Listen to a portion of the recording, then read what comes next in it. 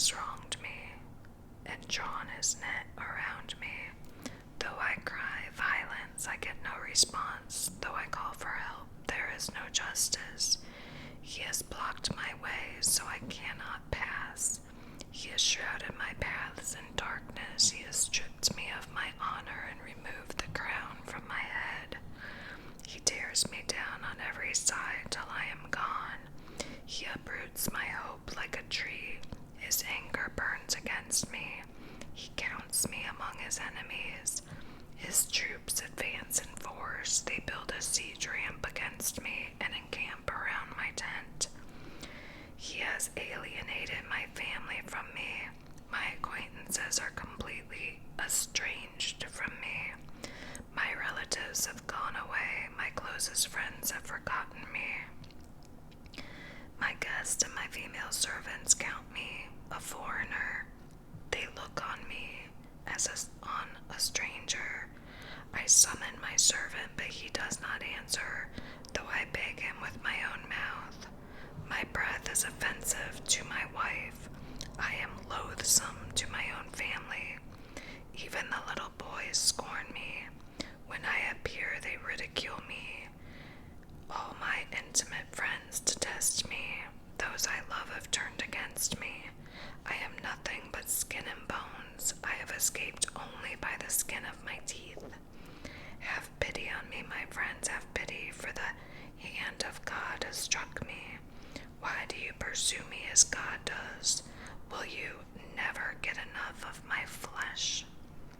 Oh, that my word were recorded, that they were written on a scroll, that they were inscribed with an iron tool on lead or engraved in a rock forever. I know that my Redeemer lives, and that in the end he will stand on the earth. And after my skin has been destroyed, yet in my flesh I will see God. I myself will see him with my own eyes, I and not another. How my heart yearns within me. If you say, how will we hound him, since the root of his trouble lies in him?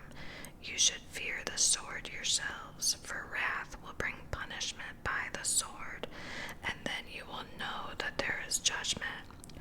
Then Zophar the Naamathite replied, my troubled thoughts prompt me to answer, because I am greatly disturbed. I hear a rebuke that dishonors me, and my understanding inspires me to reply. Surely you know how it has been from old, ever since mankind was placed on the earth, that the mirth of the wicked is brief, the joy of the godless lasts but a moment. Though the pride of the godless person reaches to the heavens and his head touches the clouds, he will perish forever like his own dung. Those who have seen him will say, where is he? Like a dream he flies away, no more to be found, banished like a vision of the night. The eye that saw him will not see him again. His place will look on him no more. His children must make amends to the poor. His own hands must give back his wealth. The youthful vigor that fills his bones will lie with him in the dust. Though evil is sweet in his mouth, and he hides it under his tongue, though he cannot bear to let it go, and lets it linger in his mouth, yet his food will turn sour in his stomach. It will become the venom of serpents within him. He will spit out the riches he swallowed. God will make his stomach vomit them up. He will suck the poison of serpents. The fangs of an adder will kill him. He will not enjoy the streams, the rivers flowing with honey and cream. When he toiled for what he toiled for, he must give back uneaten. He will not enjoy the profit from his trading, for he has oppressed the poor and left them destitute. He has seized houses he did not build. Surely he will have no respite from his cravings. He cannot save himself by his treasure. Nothing is left for him to devour. His prosperity will not endure. In the midst of his plenty, distress will overtake him. The full force of misery will come upon him.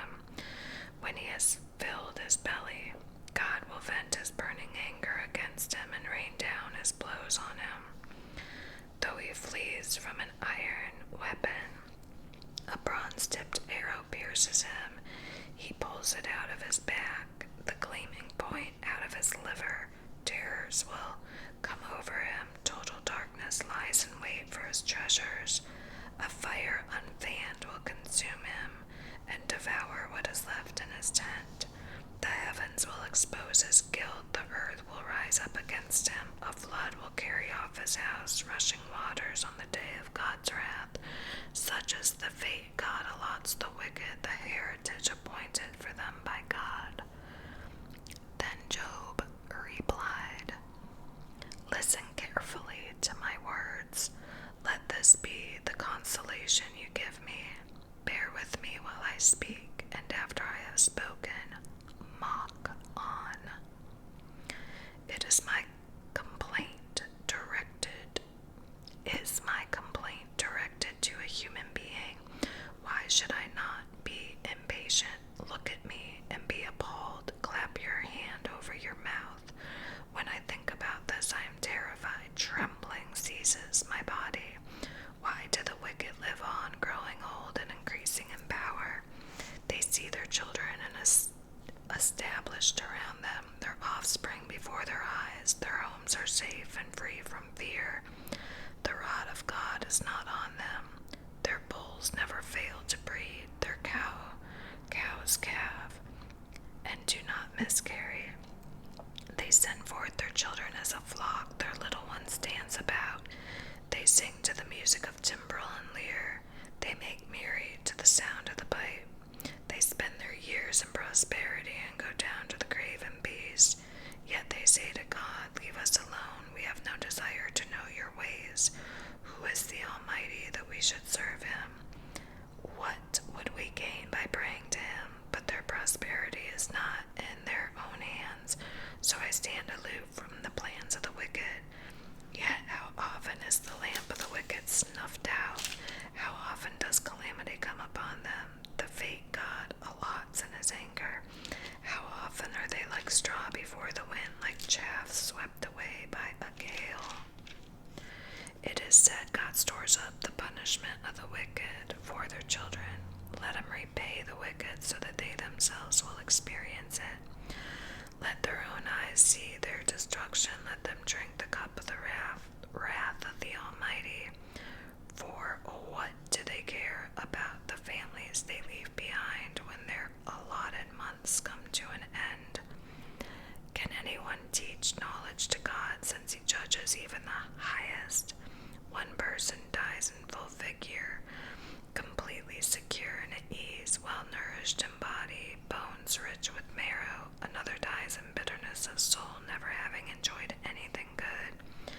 Side by side they live in the dust, and worms cover them both. I know full well what you are thinking, the schemes by which you would wrong me. You say, where now is the house of the great, the tents where the wicked live? Have you never questioned those who travel? Have you paid no regard to their accounts, that the wicked are spared from the day of calamity, that they are delivered from the day of wrath? Who denounces their conduct to their face, who repays them for what they have done?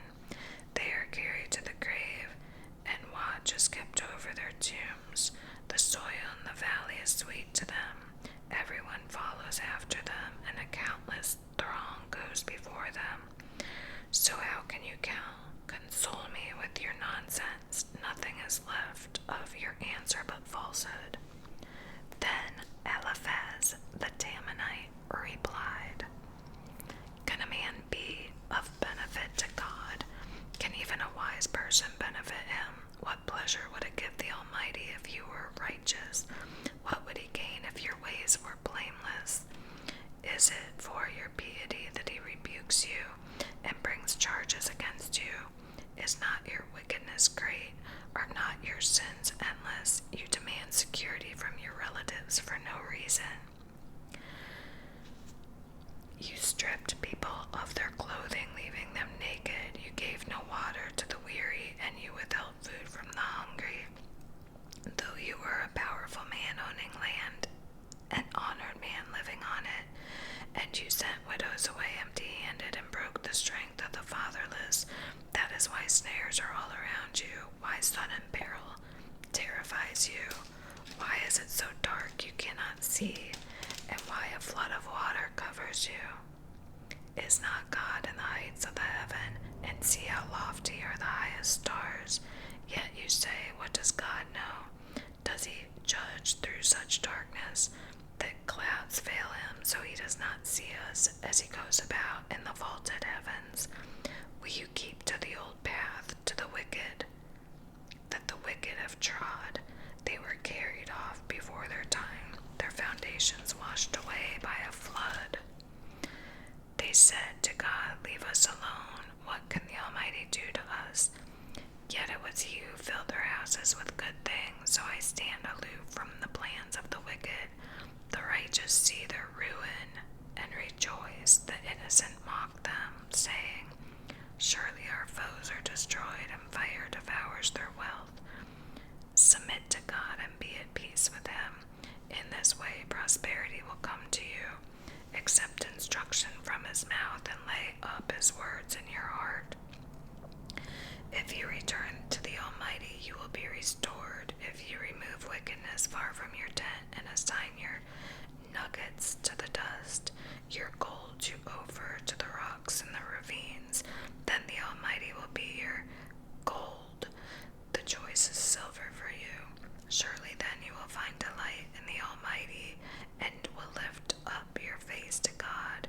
You will pray to him, and he will hear you, and you will fulfill your vows. What you decide on will be done, and light will shine on your ways.